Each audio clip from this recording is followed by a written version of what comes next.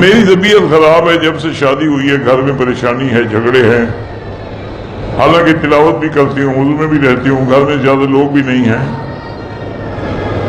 یہ تم زیادہ نیکی کرتی ہو نا، اسی لیے جھگڑے ہیں۔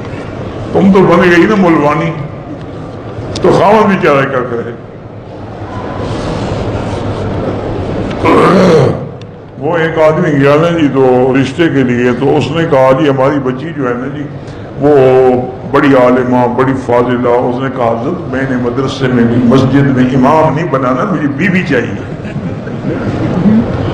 تم بھی بیوی بن کے رہو، زیادہ زیادہ تہجدیں نہ پڑھو، نفل پڑھنے کی کوئی ضرورت نہیں، میک اپ شیک اپ سنگار کر کے اپنے خاوند کو خوش رکھو، کوئی جھگڑا نہیں ہوگا۔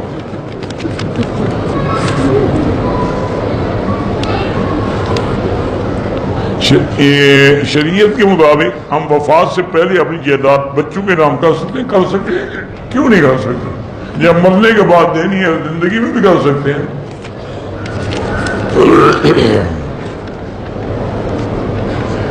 کہتے جی کہ ایران عراق سے واپس آنے والے وہاں کے تبرکات، نجف کا پانی فرضی تبرک ہے نا، اصل تبرک زمزم ہے یا مدینے کی کھجور ہے،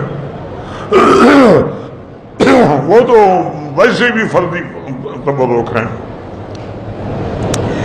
میں نے 18 دن کی نمازیں نہیں پڑھی، توبہ بھی کرو اور قضا بھی کرو، ہر نماز کے ساتھ قضا پڑھا کرو۔ میری بہن کی پتے میں کنکری، اللہ شفا عطا فرمائے۔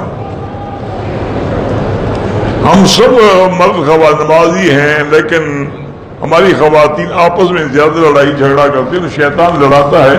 اس کے لیے حل یہی ہے کہ آخری صورتیں جو ہے نا وہ پڑھ کے دم کیا کرو، پڑھ کے پانی پہ دم کر دیا کرو، تاکہ سب اسی پانی کو پیتے رہیں۔